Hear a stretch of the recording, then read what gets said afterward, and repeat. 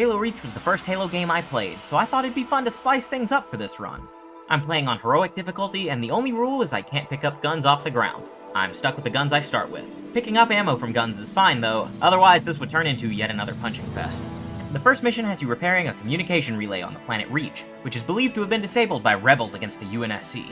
Considering that there's no one else who could possibly want to attack Reach, the mission should be pretty cut and dry. After a brief investigation, the invading forces show themselves, which means I get to show them this cool gun I found. I make sure to conserve ammo so that everyone gets a parting gift of lead. Our airlift dropped us pretty far away from where the good action is, so I hop in the nearest car with my buddies to make it there in record time. Eventually we get to the communications relay where we're ambushed by a girl. Thankfully, some really tall aliens appear and show us how cool their swords are. To thank them, I showed them my gun. They weren't very interested at first, but they eventually come around. A very important base is compromised, and the boss man sends us to uncompromise it. I'm all for the idea, because then I can show more aliens how cool my guns are. Unfortunately, this game hates me, and my guns, because there's a locked door that can only be opened by picking up a different gun. You could say the run died here, but I had the ingenious idea of picking the gun up and putting it back down again. On the other side of the door, I'm assaulted by wraiths, which my pair of perfectly adequate guns are unable to damage. If only I had another gun. I do the next best thing and spend 10 minutes running at them with grenades, hoping they blow up before I do. Eventually that works, and I find a car to run over enemies with in order to conserve ammo. The next order of business is reactivating an anti-air gun to bolster the base's defenses, so I drive over there while a guy in the backseat of my truck shoots everything that moves. Reactivating the anti-air gun has a few close calls, but I somehow managed to do it on my first try, probably because the aliens were distracted by how cool my gun is. Next, I go activate a communications relay. I don't know, I wasn't paying attention.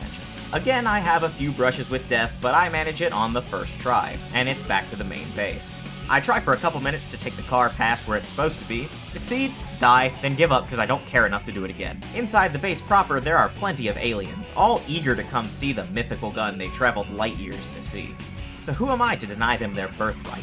Eventually, more aliens show up in flying cars. These cars are immune to my guns, so I just chuck a grenade or two until they blow up. Afterwards, the girl boss man gets mad at my coworker for right-clicking on her NFT and makes her give it back.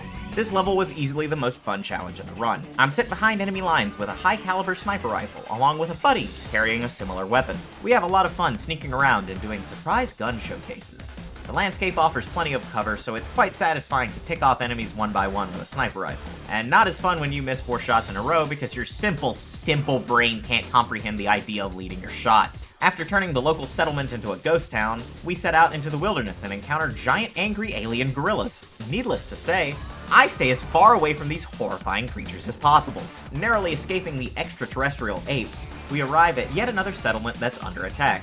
With limited ammo left, I have to be extremely selective with my shots while trying to save the local militia. Unfortunately, this makes swift movements near impossible, and all the civilians die horribly. Whoops! To make up for my gross incompetence, I at least make sure all the invaders see my gun. There's a nearby area where the Covenant appears to be jamming our scanners or something, so June and I move in to blow it up. There are quite a few enemies hanging around this tower, almost like it's important, so I die repeatedly, slowly but surely figuring out the most efficient way to kill the large hordes of enemies with the limited ammo I have remaining. Including but not limited to cloaked elites, hunters, jackal snipers probably, and a single grunt named Greg. Afterwards, I'm running on an empty tank with both my guns, so I'm back to my favorite combo of high explosives and punching dudes in the face. This goes about as well as you'd expect, with repeated failures piling up like my grades in high school. I fight my way tooth and nail through wave after wave of enemies, being pounded by turrets every time I poke my head out the wrong direction. Eventually though, everyone in the area has seen my gun, be it through lead in their abdomen or a slap in their face. All war breaks out, so it's finally time to pop the jamming tower that June and I placed the bomb on. Not sure how much this accomplished, because our comms still worked in the dead zone in the last level, but whatever.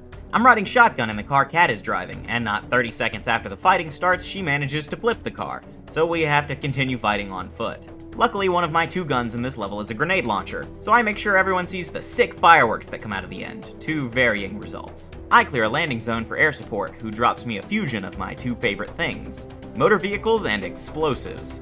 I use this wonderful gift to blow up as many things as possible, but I make sure to stop, admire the scenery, and blow more things up. Eventually, I have to ditch my ride to make sure everyone has seen my guns up close and personal. To thank me for showing them such beauty, some aliens give me a cool space car that also has an explosive weapon, so I use that until air support needs me to blow things up from the sky, so I happily oblige. We crash after flying into an EMP field, which tells me the pilot failed high school physics. George needs me on top of a giant tower so I can blow it up. So instead of taking my time fighting a bunch of enemies on the ground, slowly working my way up to the top, I steal a flying car and make it there in about 10 seconds. The aliens up here are very excited to see me. At least, I think they were, because they killed me a few times before I managed to blow up the tower. Blowing up that tower revealed a rather large hole in our plan to fight off the invaders.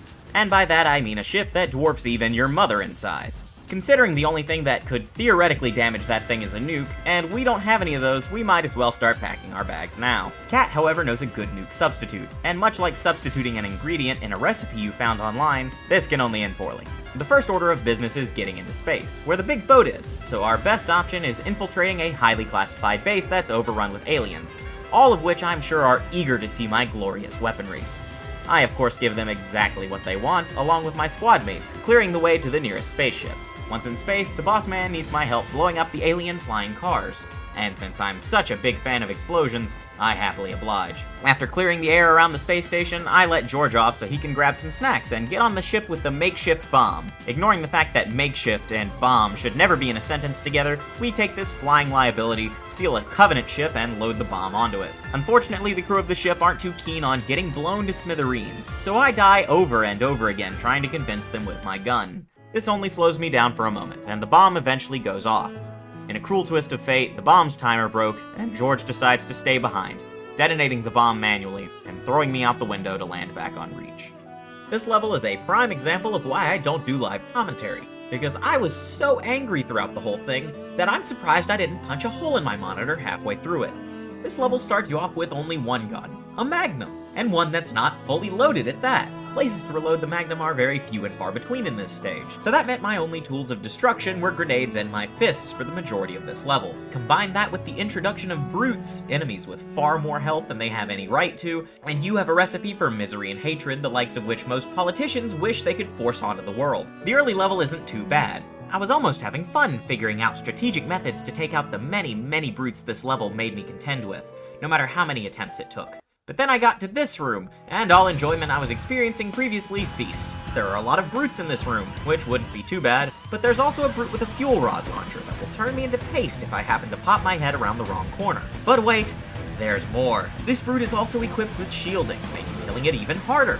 If that wasn't bad enough, this hulking mass of pure muscle could also use armor lock. Attempt after attempt was met with failure. Sticking with a grenade, he armor locks. Toss a frag grenade, he dodges out of the way. Even if I somehow managed to break his shield, my only option was melee if I wanted to go in for the kill.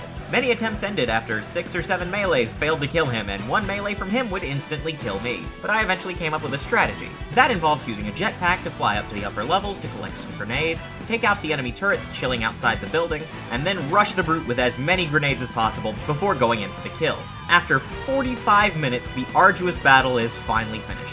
Air support comes in to pick up refugees, and I hop in a plane with a gun to keep them safe. I get dropped off at a nearby battlefield to activate some anti-air guns so the refugees can escape safely, and this goes much smoother than my battle with that one brute. Not that that's saying much. The total amount of time I spent on this stage was about 2 hours and 15 minutes. Considering how brutal the last stage was, this stage was a welcome break. For most of this level I get to fly a Falcon, so unfortunately I don't get to show as many enemies my gun. I fly from place to place, shooting down as many flying cars as I can. First order of business is to track down and destroy an enemy communications jammer. Not sure what it was jamming, since I can still hear Kat just fine over the radio, but orders are orders. I land at the hospital, kill everything in sight, stop the jammer, and hightail it out of there with relative ease. Next, some Marines need air support, and since I'm in the air, I figure it's a good idea to go support them. I blow up the turrets, pounding them from the surrounding buildings. When I'm done with that, Kat needs me to go destroy another Covenant jammer. I land at a nightclub and find some Marines being pounded by hunters. I try killing the hunters a couple times, but then I realize I absolutely don't have to. So I run past, turn off the jammer, and just leave, while leaving another aircraft radios for an escort, because apparently they were doing something important. So I go fly behind them and shoot anything that looks at me funny. When I finish my escort job, another squad radios for help with destroying another jammer. How they radio for help near a radio jammer, I'll never know, but I go over there anyway. I try entering on foot at first, but that goes very poorly, so I hop back in the Falcon, kill everything that moves before landing again and going into the building. Inside is eerily quiet, and there's a soldier hiding in a corner going on about how aliens are gonna steal his wife and kids. So I avoid him, turn off the jammer, and run as fast as I can back to the elevator before the enemy ambush catches me. Now there's only one job left to do. The Covenant are attacking the Oni base that Cat has been sending me orders from, so I fly over there and destroy all the enemy turrets and aircraft, and land on the building, finishing the mission. We receive more orders over the radio, but enemy cruisers start glassing the city, causing us to lose signal. While we run for shelter away from the many large explosions, a sniper takes out Cat with one clean shot, and we're forced to keep running with our tails between our legs. Planet Reach is all but lost at this point, so it's time for Scorched Earth. The boss man sends us back to Sword Base to destroy any information the Covenant might be trying to steal. I come in from the beach with a squad of Marines at my back, and I'm ordered to take out the enemies as quietly as possible.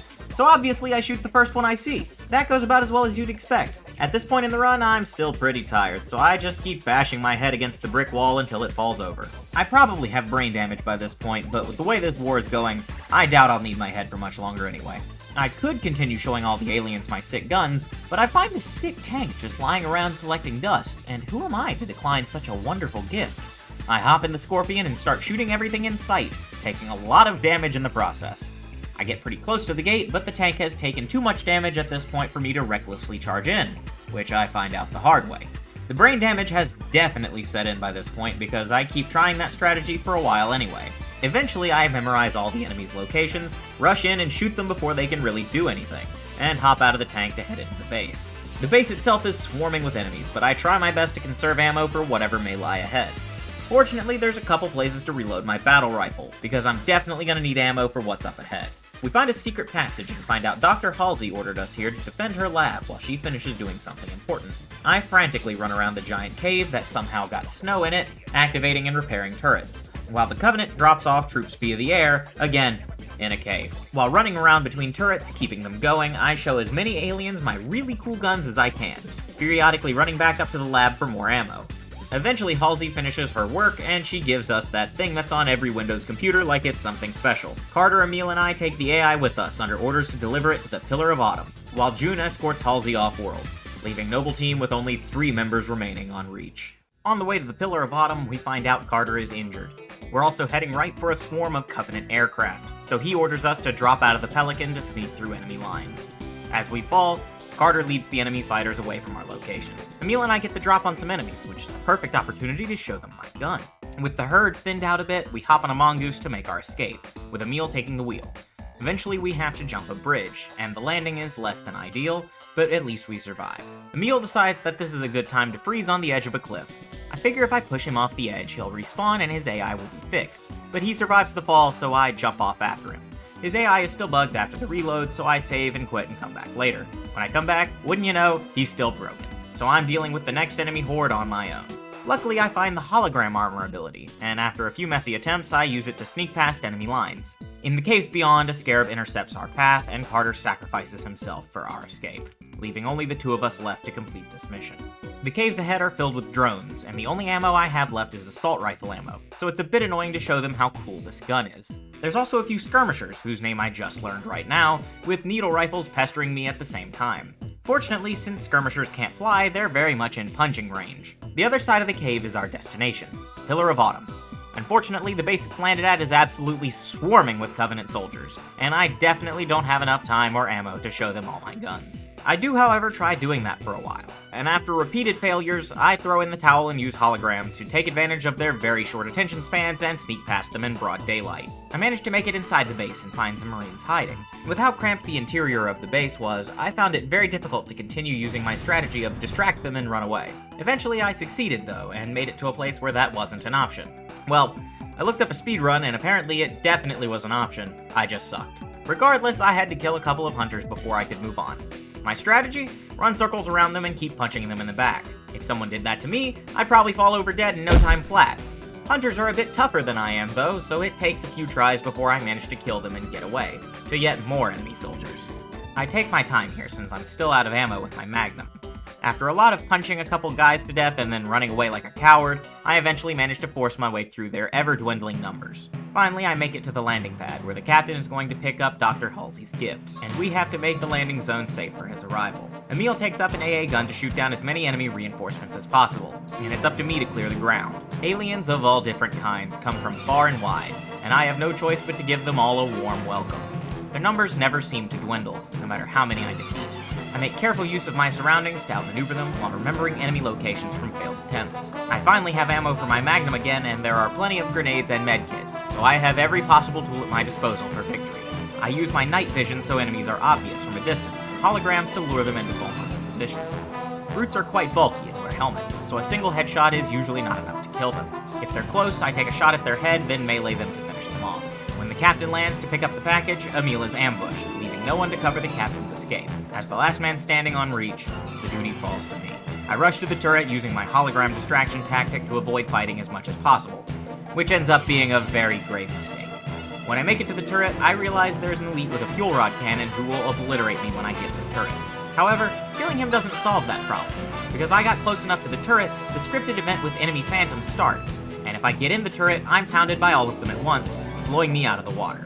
For a while, I believed that I've completely screwed myself, and I'll have to start the level over from the beginning.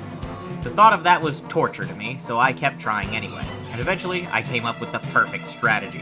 To start, I'd have to kill the elite with the fuel rod cannon, which was easier than expected because his AI seemed pretty prone to glitching out. The next step was simple. Just don't get in the turret. The scripted event with the Phantom starts long before you get in the turret, but if you never get in it, they won't shoot at you.